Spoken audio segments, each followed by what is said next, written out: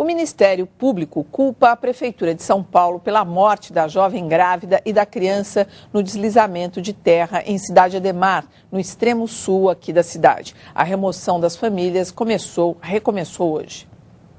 A família de José vive junto à área que deslizou. As casas ao redor foram demolidas, mas a dele não foi sequer interditada. Aí eu vou chegar e vou ficar dentro de casa aí, vou dormir dentro de casa com essa montanha de barro aí, vou dormir aí. Se vir à noite chegar e desmonerar em cima da gente. 30 casas foram interditadas. As famílias receberam apoio da Defesa Civil para deixar o local. Neste pequeno papel da prefeitura está o endereço provisório de José Anailson. É para o senhor ir até lá? Com certeza. E foi somente isso que eles disseram? Isso que eles falaram. Hoje à tarde foram enterrados os corpos da jovem de 17 anos, grávida de 5 meses, e do menino de 3 anos, que morreram soterrados. O Ministério Público Estadual instaurou inquérito civil para apurar quem são os responsáveis pelas obras que estavam sendo feitas aqui, contrariando uma ordem judicial que determinava a remoção das famílias em área de risco e não a construção de um muro. Segundo a promotoria, em 2004, o Ministério Público ganhou uma ação que estipulava prazo de 180 dias para a prefeitura remover as famílias das áreas de risco do Morro dos Macacos. Desde então, a prefeitura vinha recorrendo da decisão. Essas pessoas morreram por ineficiência do município de São Paulo, da Prefeitura Municipal de São Paulo.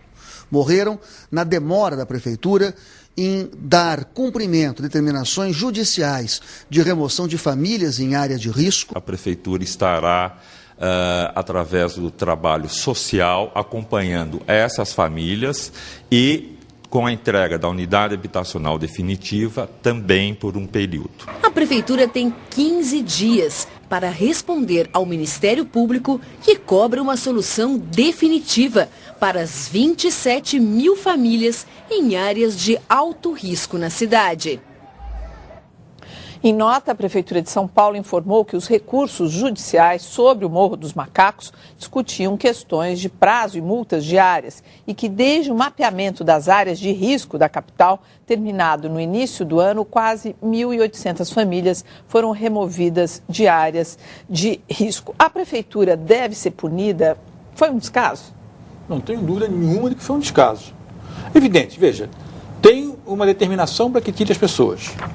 Uma proibição de que faça obras lá. Eles não, qualquer um que tenha visto o desenho, os gráficos que os jornais publicaram, as imagens que o Jornal da Cultura acaba de mostrar, é um negócio escandaloso. É uma máquina, uma retroescavadeira imensa lá em cima, na beirada do barranco, removendo o barro, portanto, material solto, né? Material que vai se soltando cada vez mais e as casas embaixo habitadas.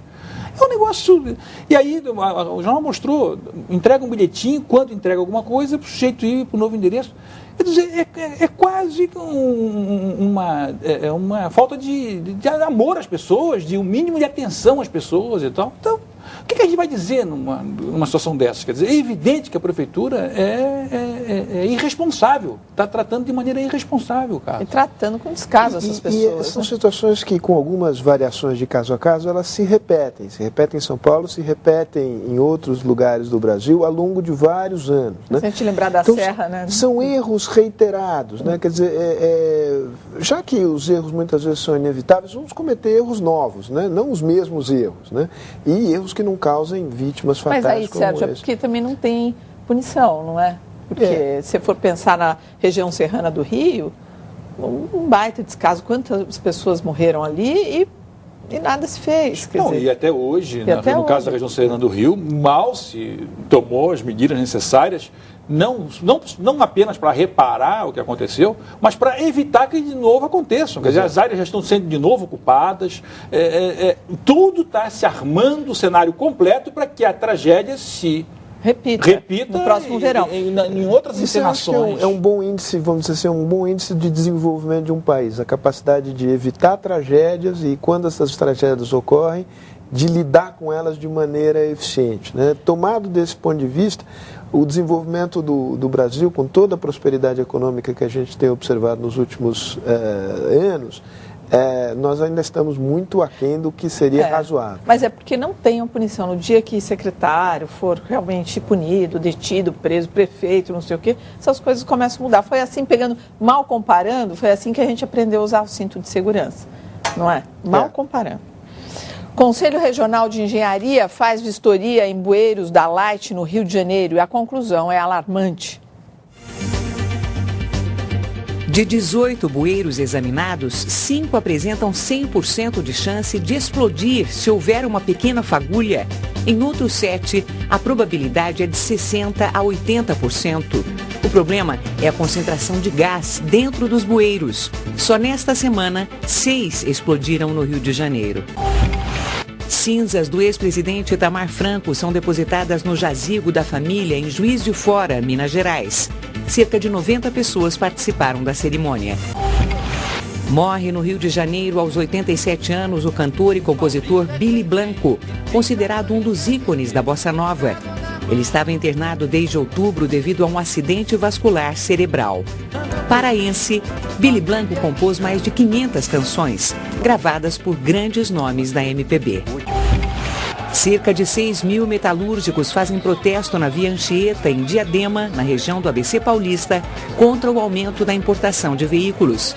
Apesar da proibição da Justiça e da ameaça de multa de R$1 milhão aos sindicatos, o protesto bloqueou durante 3 horas uma das pistas da rodovia. Sérgio Fausto quer comentar a primeira notícia dos bueiros do Rio? O comentário dos bueiros explosivos do Rio de Janeiro, né? Porque isso faz parte da mesma família de problemas dos deslizamentos aqui em São Paulo. Quer dizer, você tem um país que tem grandes concentrações metropolitanas. O Brasil tem entre 30% e 35% da sua população vivendo em cidades com mais de 2 milhões de habitantes. Né?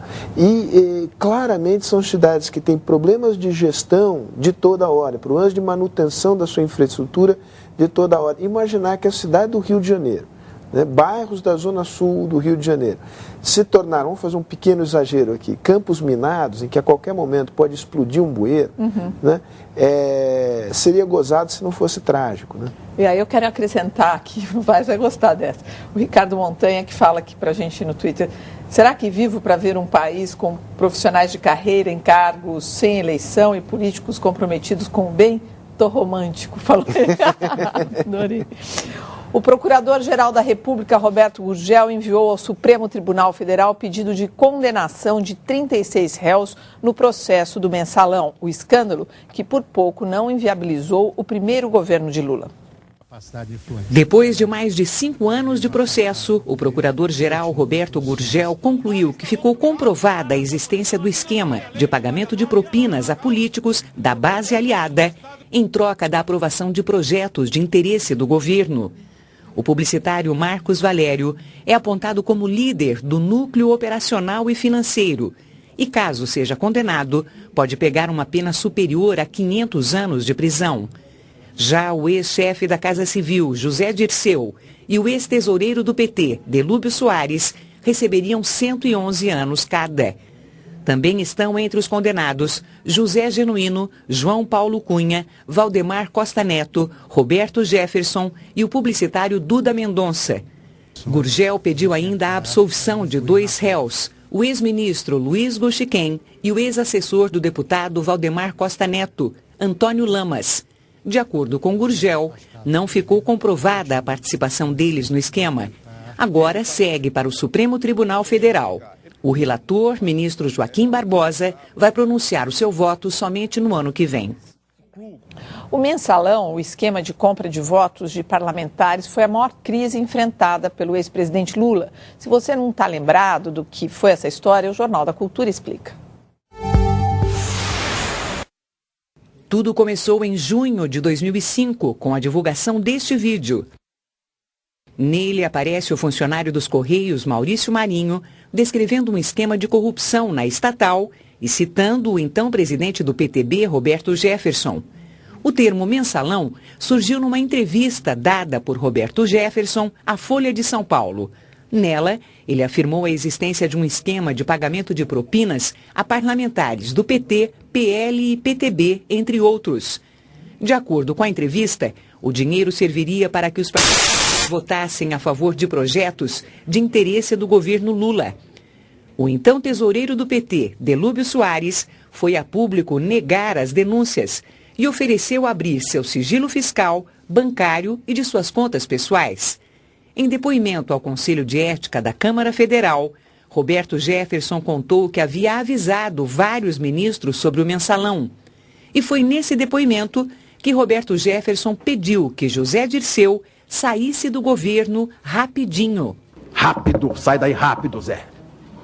Uma semana depois que o caso estourou, José Dirceu pediu para sair da Casa Civil e foi substituído por Dilma Rousseff, hoje presidente da República. Na sequência, Roberto Jefferson se licenciou da presidência do PTB e Delúbio Soares do cargo de tesoureiro do PT. No mesmo mês de julho, foi instalada a CPI do Mensalão. No dia 12 de agosto, o então presidente Lula fez um pronunciamento na TV em que se disse traído. Em setembro de 2005, a CPI do Mensalão pediu a cassação de 18 deputados. Desses, apenas José Dirceu, Roberto Jefferson e Pedro Correia perderam os cargos e os direitos políticos por 8 anos. Em outubro, o PT expulsou Delúbio Soares de seus quadros. Já em 2006, a Procuradoria-Geral da República apresentou ao STF denúncia contra 40 pessoas supostamente envolvidas com o esquema. No ano seguinte, o STF converteu o processo em ação penal e os acusados passaram a responder como réus. Vocês querem comentar essa matéria ou vocês preferem já ir para...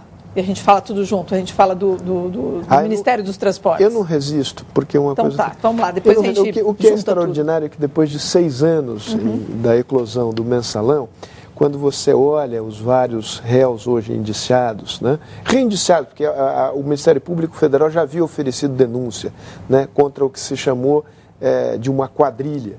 Né? José Genuíno, assessor do Ministério da Defesa. João Paulo Cunha, eleito deputado e presidente de uma comissão importante da Câmara Federal. José Dirceu, próspero consultor de empresas, acho que mais próspero do que o próprio Antônio Palocci. Valdemar da Costa Neto, eleito de novo deputado federal na onda do Tiririca. Né? O Tiririca foi a alavanca que permitiu a volta do Valdemar da Costa Neto. O Valdemar da Costa Neto, este que está envolvido como pivô do novo escândalo no Ministério dos Transportes. Quer dizer, realmente nós chegamos num ponto na política brasileira, num ponto limite de desmoralização da classe política e das instituições. Né? Até tem o Alexandre aqui, talvez você possa responder para ele. Como fica a moral de Lula, que sempre negou toda a história do mensalão? Você prefere responder, Carlos? Eu respondo já retomando, em seguida trato disso, retomando a matéria. Primeiro, se há uma coisa que o Marcos Valério não foi nesse processo, como o Gel diz, foi líder. Ele pode ter sido o operador disso. O líder não foi o Marcos Valério. Quer dizer, chamá-lo de liderança de um processo dessa ordem é alterar a escala das coisas. Acho que a situação do ex-presidente Lula nesse processo continua a mesma do que ele viveu ao longo de todo esse período, que é a grande inverossimilhança da ideia de que ele de nada sabia. Não dá para acreditar que o presidente da República não soubesse que havia um esquema dessa ordem, não é? Para beneficiar a tomada de decisão dentro do governo em relação ao Congresso. Né? Agora, eu quero completar a resposta a ele quando nós tivermos a matéria seguinte, que eu quero reunir as duas coisas. Tá, então, na verdade é uma notícia aqui, que o senador Blair Maggi, do PR do Mato Grosso, anunciou que vai recusar o convite para o Ministério dos Transportes. O governo procura um substituto para Alfredo Nascimento, que a gente acompanhou aí, que caiu esta semana no escândalo do superfaturamento de obras. Blair Maggi disse que vai formalizar a recusa na semana que vem, quando espera que o PR, o Partido da República, tenha um nome para indicar a presidente Dilma Rousseff. Segundo o senador, ele tem projetos em parceria com empresas do governo, o que impediria de assumir o ministério. E antes de você juntar as coisas, eu fiquei, quando eu vi o Roberto Jefferson na matéria anterior do Mensalão, eu queria perguntar para vocês se o PR, que é esse Partido da República, que pelo que eu vi hoje, ele já, assim, caiu atirando, né, ao início, falando que tem gente do PT na cúpula lá do Ministério, que, enfim, já está ameaçando que outras pessoas vão ser levadas no bolo. Então, eu pergunto, o PR está para o PT, assim como o PTB de Roberto Jefferson esteve para o PT naquela ocasião do Mensalão? Pode ser que isso aconteça? A tua pergunta é muito boa.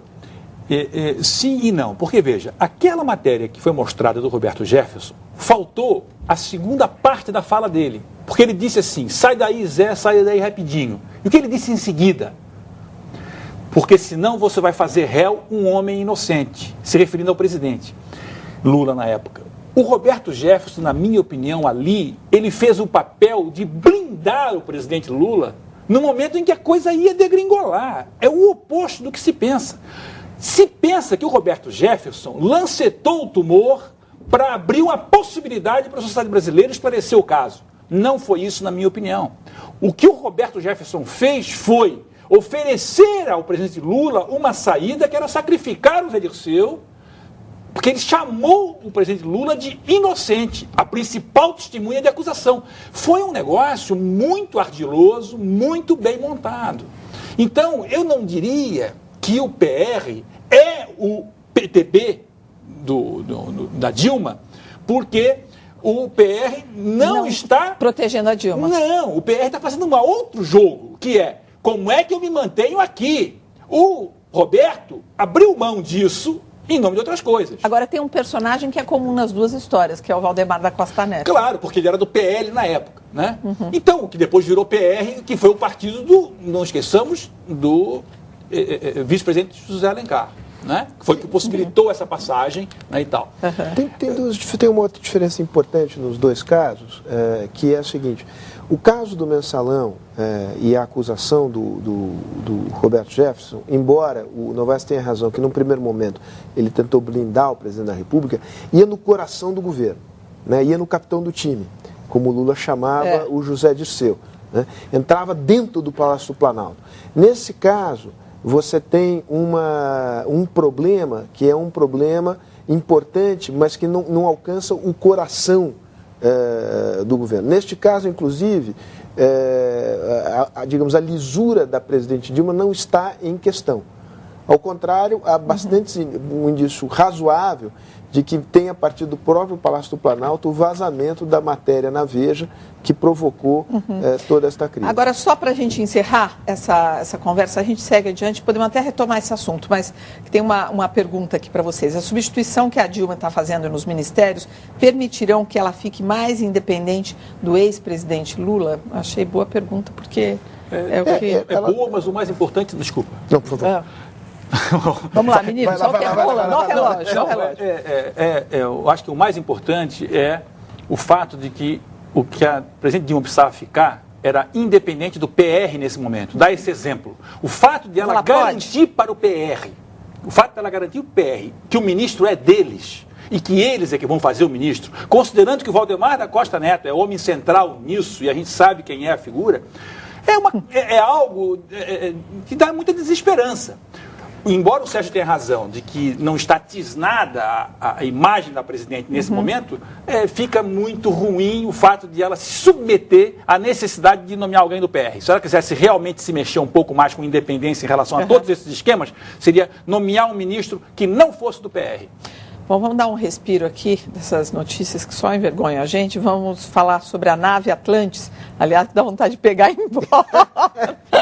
A nave Atlantis parte de Cabo Canaveral, na Flórida, rumo à Estação Espacial Internacional. A viagem marca o fim do programa dos ônibus espaciais tripulados, iniciado há 30 anos.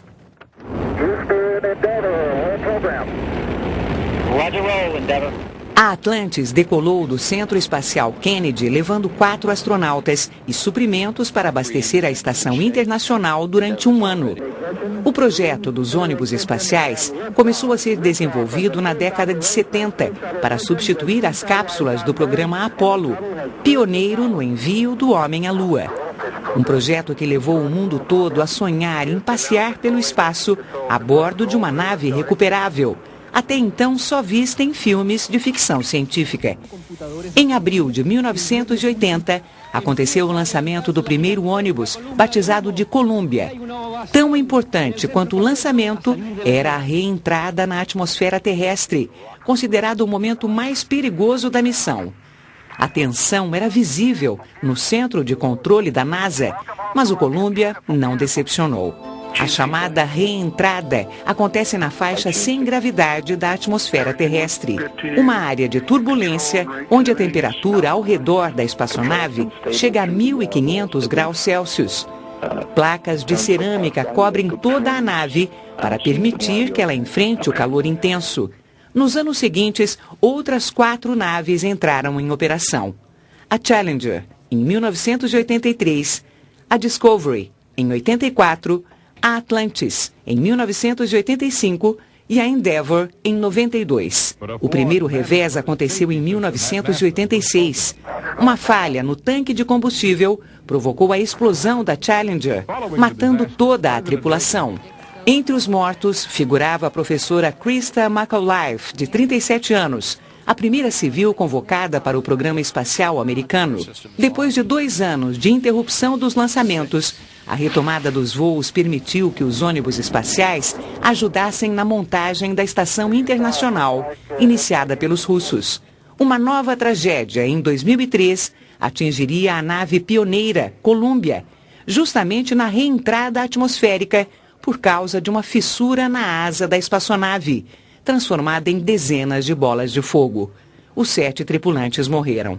O acidente acelerou a desativação do programa, também influenciado pelo alto custo dos lançamentos e cortes no orçamento pelo governo americano. No começo deste ano, a Discovery e a Endeavour realizaram as últimas missões. Quando voltar, a Atlantis vai se juntar a elas e todas serão expostas em museus dos Estados Unidos. Está aí o nosso futuro, né? Fuga igual o Leão da Montanha, saída pela direita, é isso? Sem desmerecer o valor histórico, claro, da reportagem, de tudo. Mas é isso mesmo, quer dizer, essa desativação ocorre porque vai se partir para um novo tipo de nave que vai nos levar mais longe. A ideia são naves agora, porque essas naves, elas vão para muito próximo, até a estação orbital. As próximas naves que estão projetadas, que vão levar uns 10 anos para começarem a voar, são naves para viagens para a profundidade do universo. E até lá, é curioso, né, o que a NASA vai fazer para chegar na estação orbital, vai ser pegar carona sempre com as naves russas, que são tecnologicamente muito inferiores, mas vai ser o respiro necessário, essa colaboração, para que até que as novas naves americanas estejam voando. A Agência Nacional de Saúde informou hoje que é de 7,69% o índice máximo de reajuste para os planos de saúde no país. O aumento é retroativo e pode ser aplicado nos contratos que venceram desde maio deste ano. O novo índice vale para os contratos a partir de 1999, o que equivale a 8 milhões de pessoas, cerca de 17% dos consumidores de planos de saúde no país. Essa era uma nota. Antes da gente encerrar, então, esse bloco, eu só queria colocar aqui um comentário do Pedro para vocês. Ele fala, como vocês são tucanos, tudo sobre o governo federal, nada sobre o estadual. Lembre-se que esta é uma TV pública. Ele está fazendo uma crítica, chamando de tucanos, não sei a quem, mas eu seguramente não sou tucano e, além do que, a gente comentou uma matéria sobre o governo federal. quando houver uma matéria sobre o governo estadual, se comentará. O que Como nunca... comentamos uma matéria sobre o governo municipal aqui, com críticas ao governo municipal. E ao governo do Rio de Janeiro sobre o problema da violência e dos bueiros. Enfim, nós estamos fazendo aqui, reagindo às matérias que tem. Já fizemos várias, não com essa Isso. dupla, mas outras vezes a questões do governo Aqui estadual. Não está assistindo todo aqui dia. Vale a máxima, aqui se faz, aqui se paga. A seguir, a alegria de quem se torna bolsista do Festival de Inverno de Campos do Jordão. E mais, polícia britânica prende jornalistas envolvidos no escândalo de escutas ilegais.